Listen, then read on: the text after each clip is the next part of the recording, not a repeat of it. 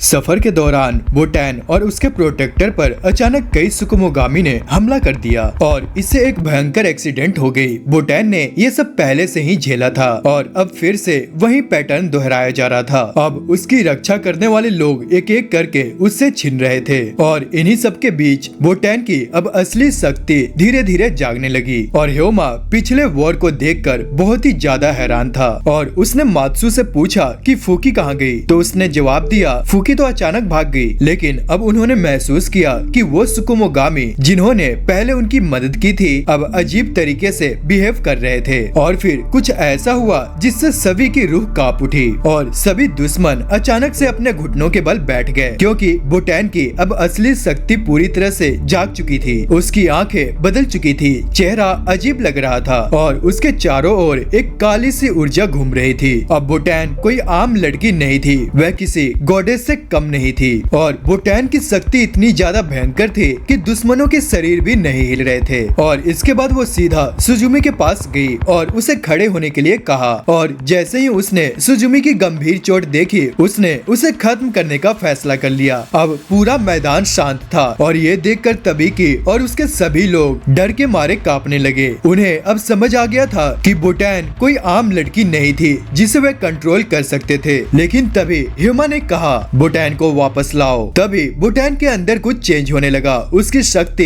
डगमगाने लगी और उसके अंदर जो गॉडेस थी वे वापस जाने से इनकार कर रही थी। लेकिन ह्यूमा की बातें और उसकी यादें और भी ताकतवर थी। तभी ह्यूमा ने वोटैन के कंधे पे हाथ रखा और उसने कहा लौट आओ वोटैन, तुम अकेली नहीं हो, हमारे पास आओ। तभी धीरे धीरे वोटैन की गॉडेस शक्ति कम होने लगी। तभी उसने ह्यूमा को देखा और उसकी आंखों में अपनापन महसूस किया। तभी ह्यूमा ने उसे अपने गले से लगाया और उसके अंदर गॉडेस की पावर धीरे धीरे खत्म होने लगी। और जैसे ही वो नॉर्मल हुई, एक मिस्टीरियस पावर उस बॉक्स से निकल गई जिसे अब तक निगरानी में रखा गया था। इसके बाद अब दुश्मनों के पास ह्यूमा पर हमला करने के अलावा और कोई चारा नहीं था। लेकिन तभी उनकी बुरी किस्मत जाग गई और टीम वापस लौट आई और अम्ब्रेला के अंदर फंसे लोग अब आजाद हो गए थे। इसके बाद जब वोटैन ने अपने दोस्तों को देखा तो उसने थोड़ी राहत की सांस ली। नागी और बाकी सभी लोग तेजी से दुश्मनों के हमलों को चकमा दिया और ह्यूमा और वोटैन को अपनी बाहों में थाम लिया और सभी वॉरियर फिर से एक साथ खड़े थे। लेकिन सबसे बड़ा खतरा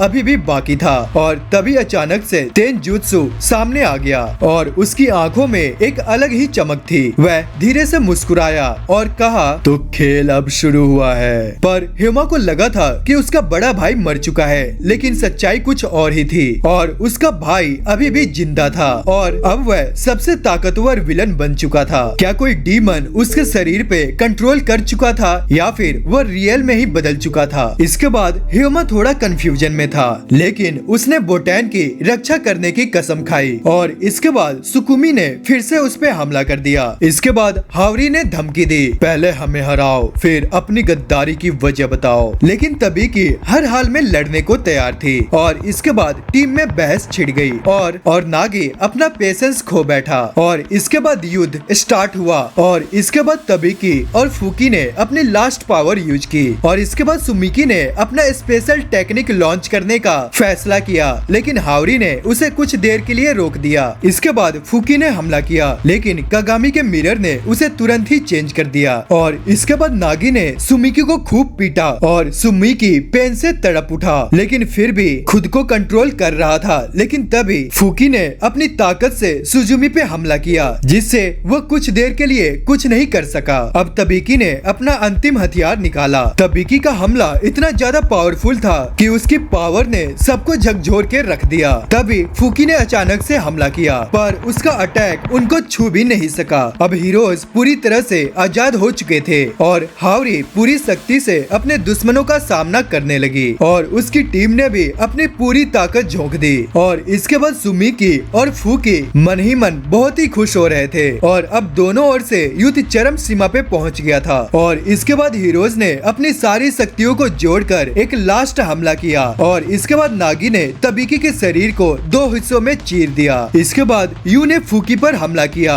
अब तबीकी और फूकी ने वोटैन के अंदर छिपी हुई गॉडेस की शक्ति को याद किया और इसके बाद उन्होंने अपनी हार मान ली। तभी तबीकी ने अपनी आखिरी सांस ली ली और वहीं पे गिर पड़ी और इसके बाद फूकी भी धूल में मिल गया, लेकिन उसके चेहरे पे एक अजीब सी मुस्कान थी, जैसे वो कह रहा हो कि यह एक अच्छी लड़ाई थी। और इसके बाद वॉर खत्म हो गया और सभी हीरोज ने थोड़ी राहत की सांस ली, लेकिन खतरा अभी भी पूरी तरह से खत्म नहीं हुआ था। क्या ह्यूमा का भाई अभी भी जिंदा है और अब बोटैन की मिस्टीरियस शक्ति का क्या होगा? और इसके बाद एक और डेंजरस लड़ाई हीरोज का इंतजार कर रही थी और शूर ने कसम खा ली कि मैं बोटैन को हर हाल में ले जाऊंगा, चाहे वो घायल ही क्यों न हो। वहीं तुबाकी भी हर हालत में लड़ने को तैयार थी, उसे अपने दुश्मनों को कमजोर करना था और ह्यूमा को भी, क्योंकि उसे अपने सबसे बड़े दुश्मन को हराना था। इसके बाद ह्यूमा ने स्टिक हमला करने की कोशिश की, लेकिन वह खुद भी घायल हो गया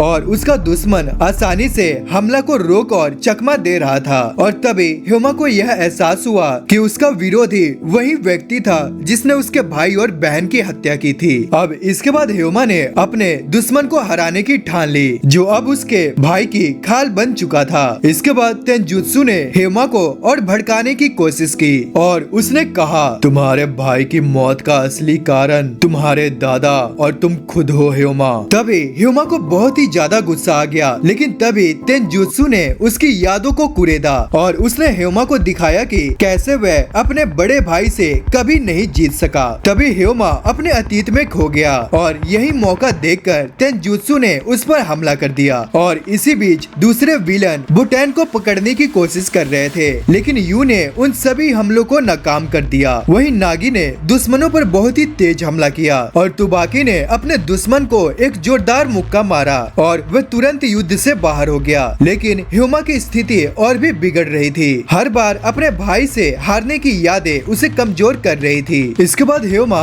खड़ा होने की कोशिश कर रहा था, लेकिन उसका शरीर पूरी तरह से घायल था। तभी ह्यूमा को बोटैन की आवाज सुनाई देती है और तभी ह्यूमा को होश आ जाता है। और अब ह्यूमा को पता था कि उसे किसके लिए लड़ना है और उसने कहा, मैं तुम्हें खत्म कर दूंगा। अब युद्ध का असली अंत अभी भी बाकी है और ह्यूमा को सिर्फ अब एक ही काम करना था और वह था दुश्मन सुकुमोगामी का विनाश और बोटैन की रक्षा। और यही सोच उसकी असली शक्ति को और भी ज्यादा मजबूत कर रही थी। इसके बाद ह्यूमा ने अपनी बहुत ही पावरफुल अटैक को बुलाया और वह था कुनाटो गेट ओपनिंग। और यह इतनी शक्तिशाली थी कि उसके सभी साथी भी पीछे हट गए और ह्यूमा ने अपनी पूरी ताकत से उन पर वार किया। और तभी तेंजुत्सु ने इसे रोकने की कोशिश की, लेकिन तेज धमाके के साथ वह पूरी तरह चकनाचूर हो गया और आसपास की हर चीज तबाह हो गई। तेंजुत्सु का आधा शरीर खत्म हो गया, हालांकि उसने खुद को फिर से हील कर लिया। तभी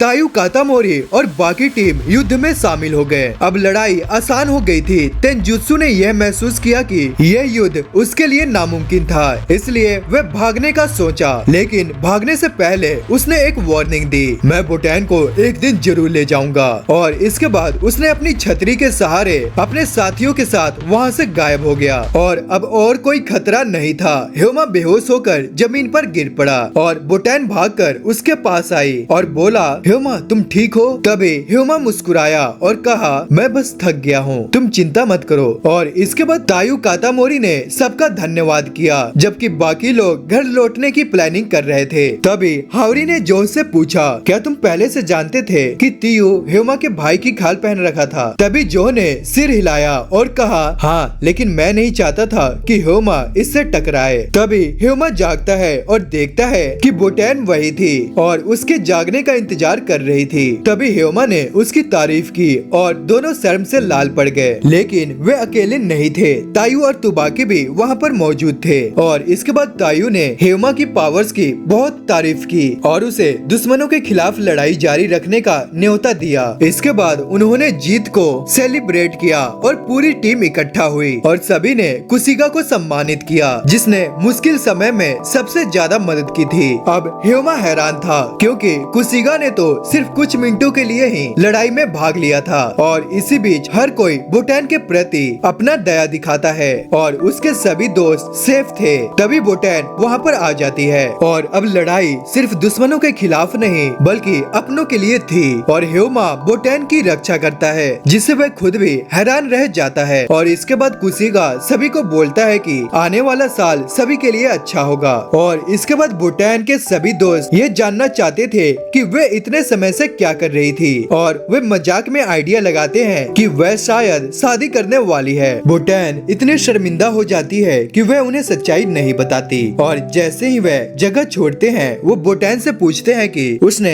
बारिश के समय छतरी क्यों नहीं ली और उसी समय ह्यूमा वहाँ पर आ जाता है और उसे छतरी देता है क्योंकि कागामी ने बताया था कि वह इसे भूल गई थी। और ह्यूमा की इस देखभाल भरी हरकत से बोटैन और भी ज्यादा शर्मिंदा हो जाती है, खासकर अपने दोस्तों के सामने। अब दोनों साथ में बारिश में चलते हैं और बोटैन ह्यूमा के साथ अपनी छतरी शेयर करती है, लेकिन तभी उसे यह एहसास होता है कि यह तो कपल्स किया करते हैं और यह सोचकर और भी ज्यादा शर्मिंदा महसूस करने लगती है। और इसके बाद वे चलते चलते दोनों एक शादी होते हुए देखते हैं। तभी ह्यूमा मजाक में कहता है कि बोटैन तुम शादी के जोड़े में बहुत ही सुंदर लगोगी और यह सुनकर बोटैन और भी ज्यादा शर्मिंदा हो जाती है। और इसी दौरान उनके परिवार के लोग भी छत से उन्हें ये सब करते हुए देखते हैं और मजाक में कहते हैं कि उन्हें सच में एक नया जोड़ा बन जाना चाहिए। और वह इसके बाद ह्यूमा को चिढ़ाने लगते हैं और थोड़ी देर बाद बारिश रुक जाती है और सूरज निकल जाता है। और इस बार बोटैन खुद पहला कदम उठाती है और वह ह्यूमा से कहती है कि वह शादी को और करीब से देखने के लिए हाथ पकड़कर आगे बढ़े।